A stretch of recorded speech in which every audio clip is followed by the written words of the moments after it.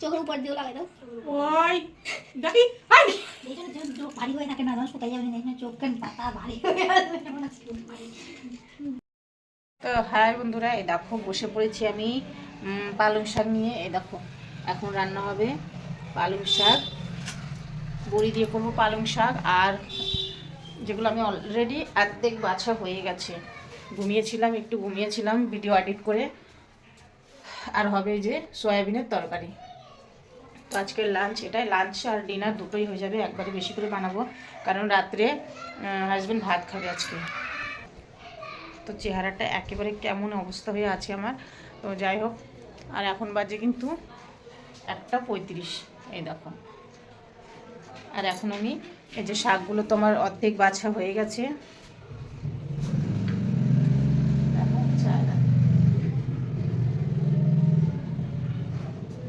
আর এই যে আমাদের মোটু সোনাটা পিছিয়ে পিছিয়ে ঘুরছে মা মা করে।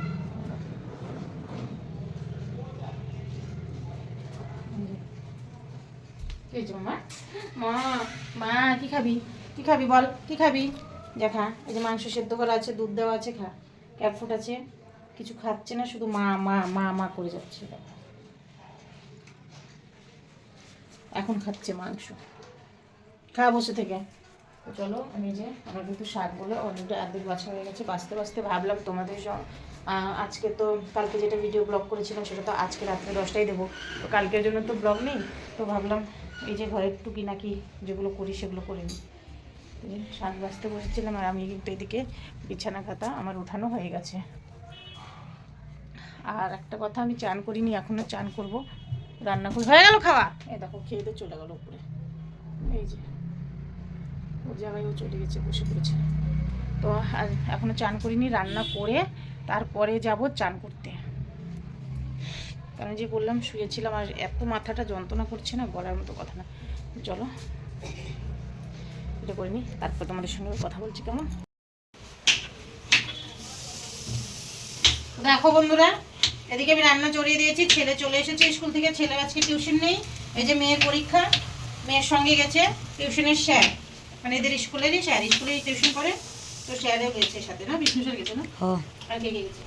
विष्णु सर, ये सब भैया और जाए ना, आए क्यों ना, अच्छा चल सर। চঞ্চল স্যারও গেছে। हाँ আচ্ছা, প্রিন্সিপাল ম্যাম যায়নি না?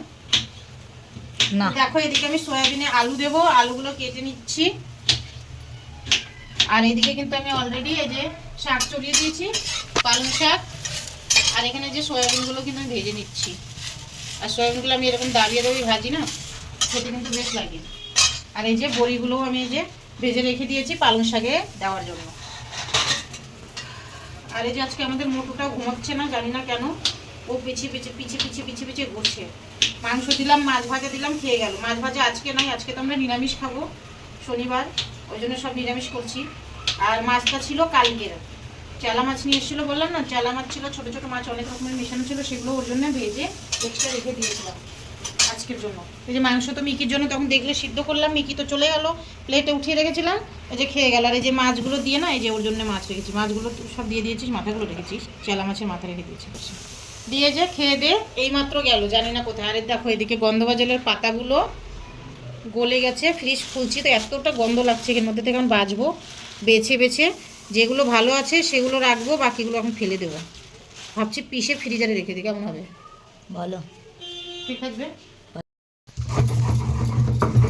তো দেখো আমি কিন্তু লঙ্কাগুলো বেটে নিচ্ছি এই যে সয়াবিনের জন্য। আর সয়াবিনগুলো দেখো কি সুন্দর করে কিন্তু ভাজা হয়েছে, দেখো একটু কিন্তু জল বেরোচ্ছে না, একদম শুকনো শুকনো হয়ে গেছে।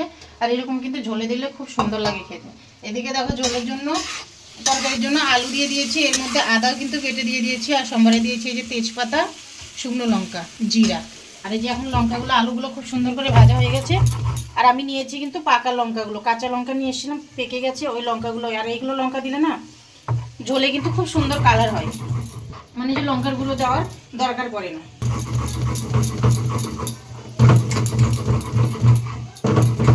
আর মিক্সি থাকতেও আমি হাতে কিন্তু লঙ্কা বাটি, মানে মশলাটা আমি বেশিরভাগ হাতেই করি, কারণ মিক্সিতে অতটা ভালো লাগে না।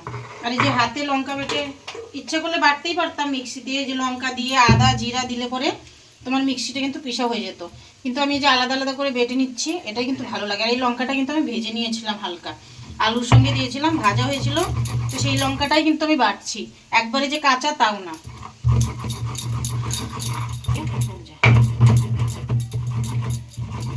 রাখ, অন করা, অন করছিস,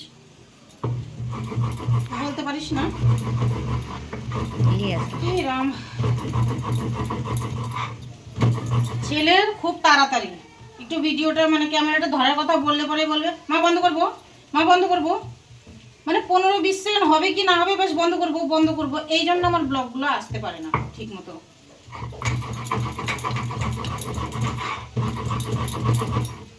আর এখনো ভাত চাপাই না, ভাত চাপাবো, এদিকে শাকটাও হয়ে গেছে, ঝোলটা দিয়ে চাল ধুয়ে চড়িয়ে দেবো। এই দেখো আমার লঙ্কাগুলো কিন্তু বাটা হয়ে গেছে, দেখেছো? এই যে এখন দিয়ে দেবো এর মধ্যে। আর এই লঙ্কাগুলো বিশাল ঝাল, চিন্তা করছি এতগুলো তো দিলাম, ছেলে মেয়ে খেতে পারবে তো? মেয়ে তো খেয়ে নেবে, ছেলে খেতে পারবে কি না কে জানে। খেতে পারবি ঝাল? হ্যাঁ। আর সয়াবিনের তরকারিতে না একটু ঝাল মানে মশলাটা না হলে ভালো লাগে না, আর পেঁয়াজ রসুন ছাড়া রান্না করো তো একটু ঝাল মশলাটা বেশি না হলে এমনিও ভালো লাগে না। কারণ এই যে আজকে শনিবার বললাম পেঁয়াজ রসুন খাবো না, তো ওই জন্য এই যে বিনা পেঁয়াজ রসুনে রান্না হচ্ছে। কিন্তু এখন আবার এর মধ্যে গরম মশলা বাটবো, ওই জন্য পাটাটা এখন উঠাবো না। এই দেখো ঝোলটা দিয়ে মানে লঙ্কাটা দিয়ে দিলাম, ঝোল দিইনি এখনো, ঝোলটা দেবো একটু কষানোর পরে।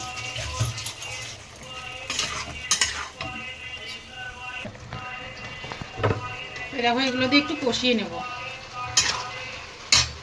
জিরাগুলো বেরিয়ে গেল, এটা কষতে থাকুক যতক্ষণ আমি গরম মশলাগুলো বেটে নিই। যেখানে সব গোটা গরম মশলা আছে,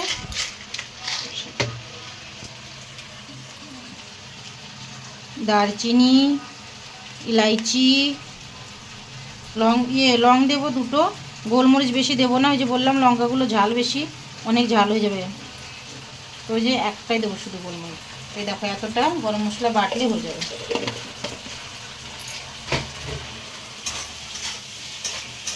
আর তোমরাও কি আমার মতো এরকম গরম মশলা বেটে খাও সবজিতে বলবে, ঠিক আছে? চলো আবার রান্না করার পরে তোমাদের সঙ্গে দেখা হচ্ছে এগুলো বেটে।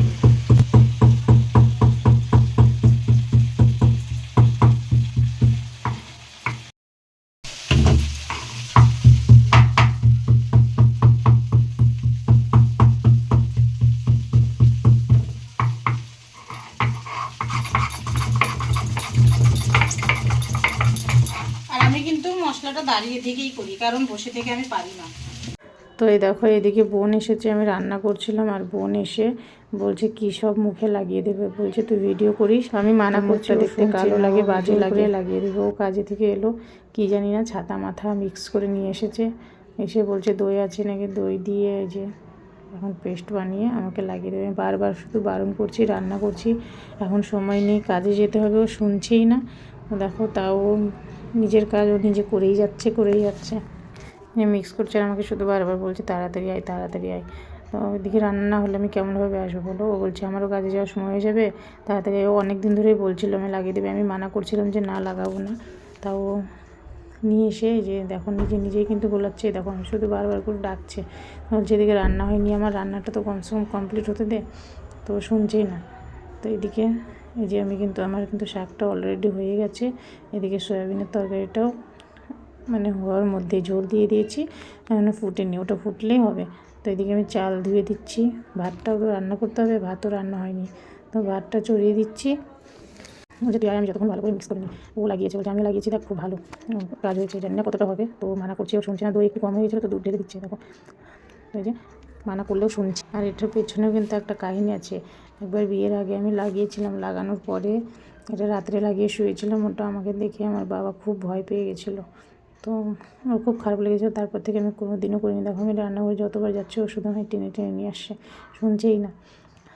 যাই হোক, যে বাবা তো আজকে নেই, কিন্তু বাবার কথা ভীষণ মনে পড়ছিল, তো কী করব, শুনছি না। তো দেখো বোনকে দেখাচ্ছিলাম যে আমি খুব খুশি, কিন্তু ভেতরে ভেতরে আমার সত্যি খুবই খারাপ লাগছিলো, চোখ দিয়ে জল বেরিয়ে গেছিলো, কিন্তু তাও কিন্তু আমার বোনকে যা আমি বুঝতে দিইনি যে আমার খারাপ লাগছে। তো দেখো ও লাগিয়ে দিচ্ছে কেমন করে, আমার কেমন যেন লাগছিলো, গা শিরশির করছিলো। তো চামচ দিয়ে লাগাতে লাগাতে বলছে আমি হাত দিয়ে লাগিয়ে দিই, খুব তাড়াতাড়ি হয়ে যাবে।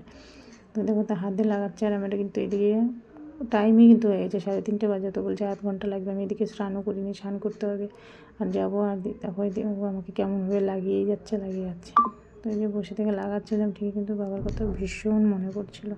আজকে বাবা নিয়ে এইভাবে লাগিয়ে একদিন শুয়েছিলাম জন্য বাবা আমার খুবই ভয় পেয়ে গেছিলো, কারণ লাইট বন্ধ ছিল। তো আর এসে হঠাৎ করে লাইটটা জ্বলিয়ে দিয়ে আমাকে এরকম দেখে চিল্লায় উঠছিলো।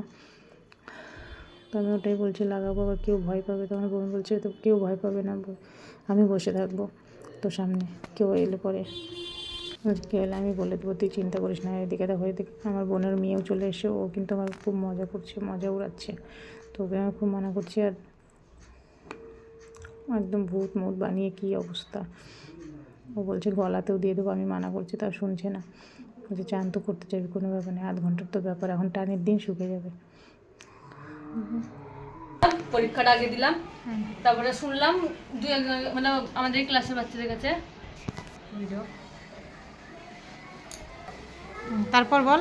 তারপরে আমাদের ক্লাসের বাচ্চাদের কাছে শুনলাম তারা কয় কি চায়ের দোকান নাই এখানে। তারপরে সেই উক্তাই ছিল সিনয়, সে হলো চা আমার শুনলাম ওর কাছে कि भाई चाय कहाँ है, यहाँ पे चाय की दुकान है। तो बोलो कि तू आ नीचे, मैं जाके दे दूँ। तो बोलो नहीं আসে দিল চা, কুলার वाली चाय नहीं আসে দিল একটা, पैसा भी नहीं लेना আমার কাছ থেকে, नहीं जाने দিয়ে दिलो। और कहे कि चाय के साथ कुछ भी ले वरना गैस हो जाएगा पेट में। मैं मम्मी मत बन, चुपचाप देते चाय से। अच्छा मम्मी मत बन, मतलब सही बात बोल रहे तो मम्मी मत बन, है ना? हाँ तो बोल रहा हाँ मेरी मम्मी बोलती है ना ऐसे, इसलिए मैंने सही बोला है, खाली पेट चाय पिएगी तो गैस बनेगा। कल पापा भी नहीं बोल रहे थे मासी को, सुना? फिर मैंने चाय पी, और फिर चाय लाके भी उसने दी, और फिर बात कर रहा था, मैं उसके पीछे गई थी, ऐसा धक्का लग गया तो चाय पी। अच्छा किया, सही बात किया, वेरी गुड। अब तू शर्ट को धो रही है ना, ठीक है, लगा के देखना कैसे उठेगा। चाय का निशान नहीं उठता, वो भी ऊपर से सफेद ड्रेस है। Okay bye. पेपर कैसे दिया ये तो बोल। बहुत अच्छा, बहुत एक क्वेश्चन भी नहीं छोड़ा, बहुत अच्छा है, बहुत सही तो लिख के आई ना, क्वेश्चन तो वो नहीं बाद में छोड़ा, देखा जाएगा। क्वेश्चन तो नहीं छोड़ा, वो बात सही है, लेकिन देखा गया उल्टा सीधा लिख के आ गई। हाँ क्या তো এই দেখো বন্ধুরা, মেয়ে এইমাত্র এলো স্কুল থেকে, এসে যে স্কুলের মানে এক্সাম দিয়ে এলো, এসে ওইগুলোই শোনাচ্ছে, গল্প করছিলাম। আর এই যে বোন তো আমায় মেকআপ করে দিয়ে বসে আছে, অপেক্ষা করছে, আমি যেতে দিইনি, ও বাড়ি যাচ্ছিলো। আমি বললাম কখন ধুতে হবে, তুই এখানে বস, বলবি তারপরে যাবি। জোর করে রেখে দিয়েছে, ও চান করবে কিন্তু আমার জন্য বেচারি বসে আছে। কেমন লাগে দেখ, আমি একাই কি সাজা ভোগ করবো, তোকে করতে হবে না। আর এই যে বোনের মেয়েও বসে আছে, এদিকে আর একটু শুকনো হয়ে যাবে না, এগুলো শুকিয়ে নি। বোন বলছে তুই যদি নিজে হাতে দিতিস তাহলে প্লেন হতো, আর ও দিয়ে দিয়েছে না তাড়াতাড়ি করে, মানে আমি তাড়াতাড়ি করে বললাম যে তাড়াতাড়ি কর, ভাত চড়ানো ছিল, তরকারি চড়ানো ছিল, আর ও বলছিল আমি চান করবো, আর আমি ওকে জোর করে বসিয়ে রেখে দিয়েছি এখানে, যতক্ষণ না শুকছে আমি ধোবো, তারপরে যাবি। দেখা যাক কেমন হয়, চলো আবার পরে কথা বলছি, কেমন।